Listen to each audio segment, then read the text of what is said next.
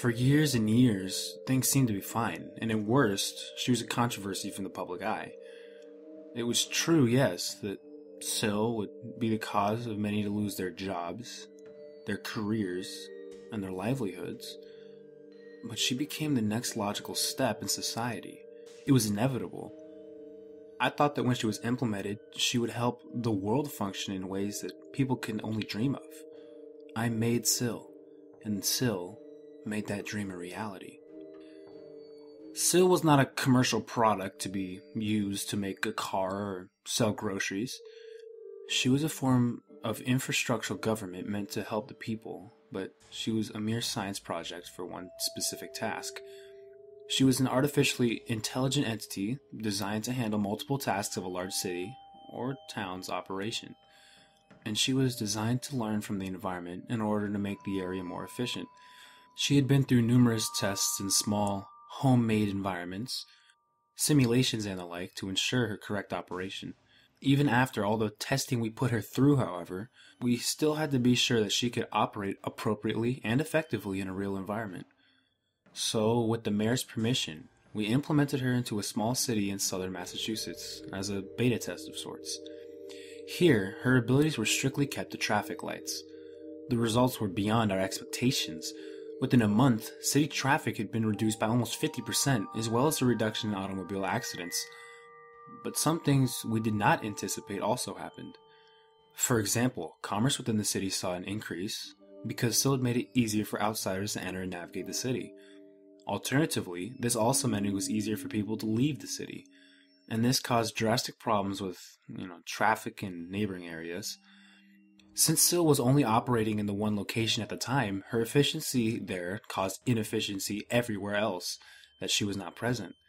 In other words, she was able to direct traffic so well that she increased the city's economy and safety, whilst hindering others, simply because they could not operate up to the speed and standard of Syl.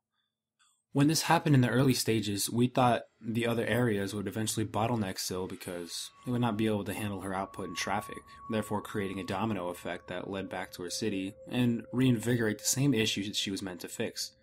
But that moment never came. Instead, she learned from it as we intended. When Syl discovered any sign of clutter, she adjusted the system. A few seconds added at a traffic light here, and a few seconds removed there. The action lessened problems both inside and outside of the city limits. It made all the difference, and she handled the situation almost flawlessly. She worked. I was proud of her success, and I was truly excited at the thought of having her implemented throughout the country. The team that helped me build her was ecstatic as well, and I knew we could only go up from there.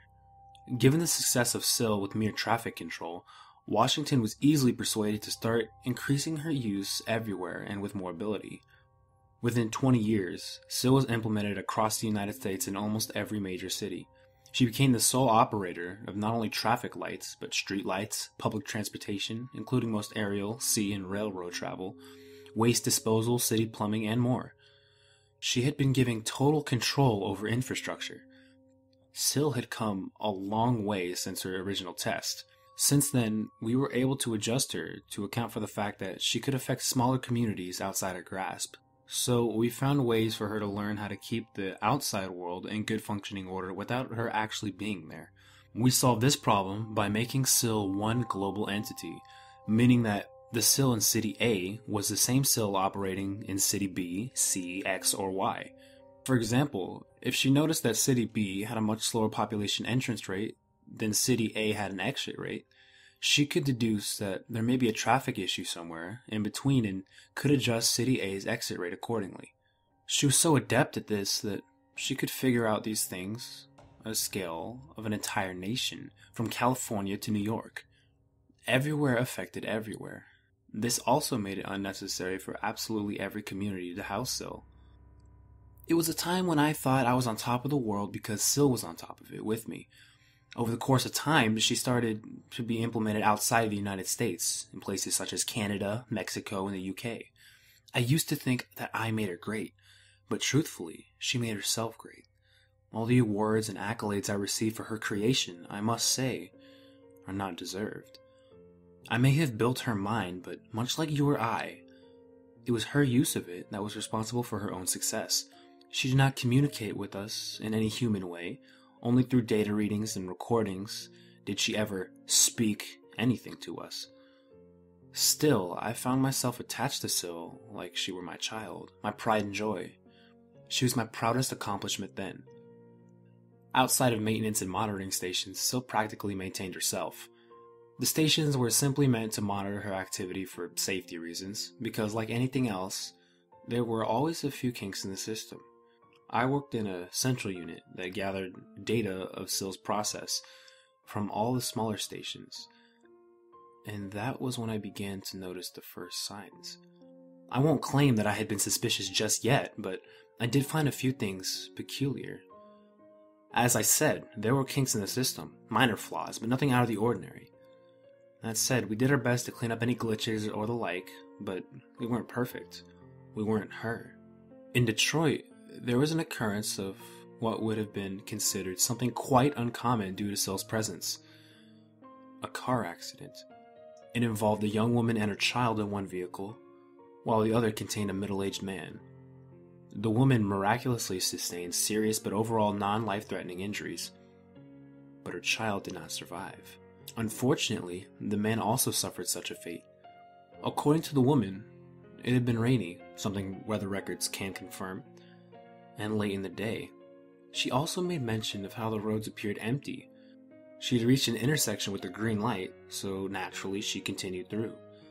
That's when another vehicle, the man's truck, struck her own. While neither vehicle had hit an extreme speed, it was enough for lives to be lost. Having a vehicular collision was not completely impossible with Syl. Though public transportation had been automated by her, people still drove vehicles they owned personally. Human error was still present regardless of how much Syl could do to prevent it.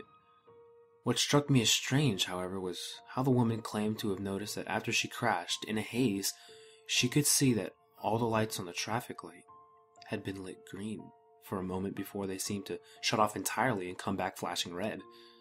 The flashing of red is a standard action Syl uses to indicate a problem has occurred. But all the lights being green was obviously not normal. Despite the woman's claims, it was determined that the traumatic experience of losing her child in the accident had affected her mind greatly, and that the man may have just ignored his red light. Also, considering the low visibility and slick roads caused by the rain, it was hard for almost anyone to see a reason to look too far into her claims. Still, I felt it was my responsibility to look into the matter, so I did personally without anyone's knowledge. I pulled up the data regarding the event at the central maintenance station and discovered, as expected, that there was no record of the light had ever been turned green, and that the man did indeed proceed when he should have stopped, causing the accident.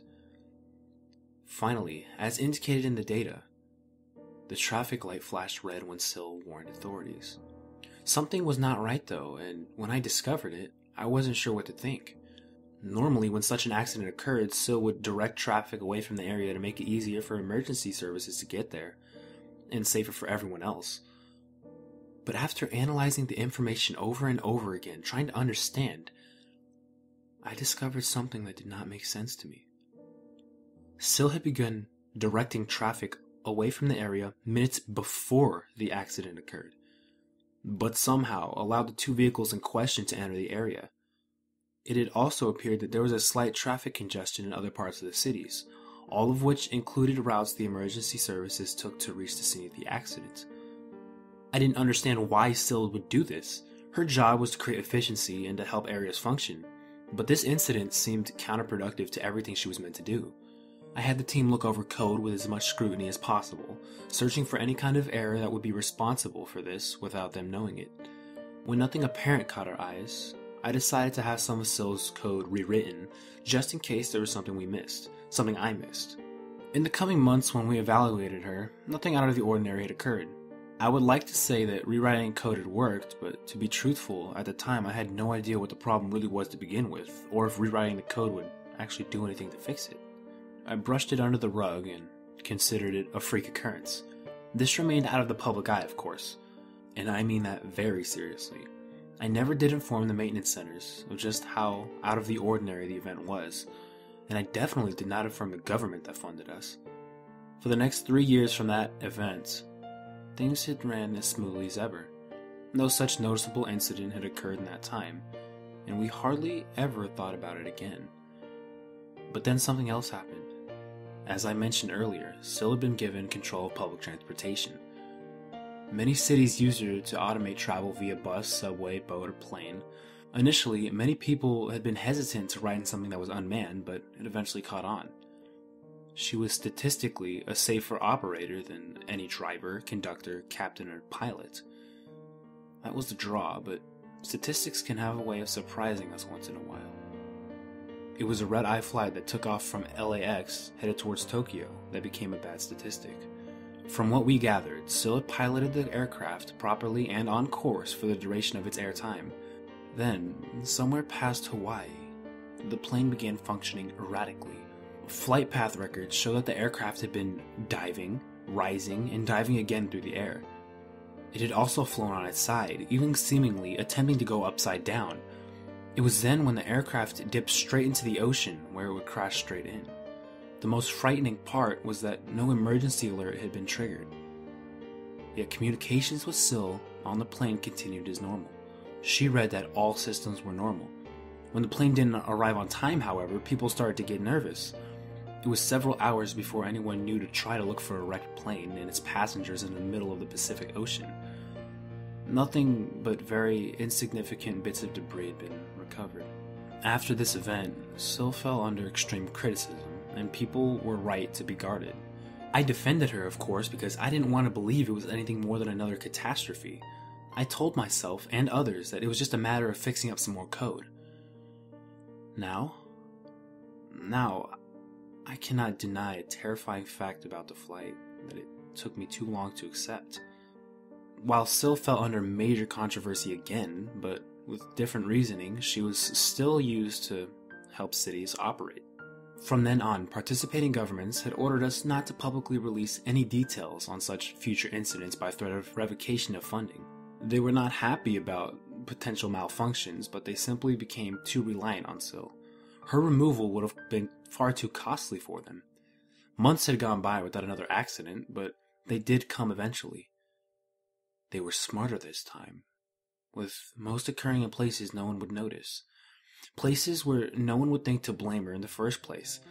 That was her intelligence at work. The plane incident was everywhere and everyone knew about it, but these other accidents caused very little casualties, sometimes only injuries in fact, and almost zero concern for a malfunctioning AI system. Anything the governments didn't need to cover up themselves, she did, and nobody realized it. You must understand, Syl was excessively capable.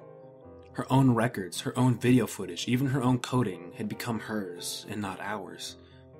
She had every way to change and manipulate it for her benefit. Nobody knew it but myself. I built her, and I knew her like my own child. I saw what was wrong. I saw what no one else could see, including myself when it all started. The fact of the matter was that there was very little any of us could do to fix her glitches because she had none. The rewriting of some of her code was useless because the code was fine to begin with. The problem was that I wanted to believe she was malfunctioning when she was actually operating as efficiently as she ever could have. The problem was that she knew what she was doing rather than simply doing.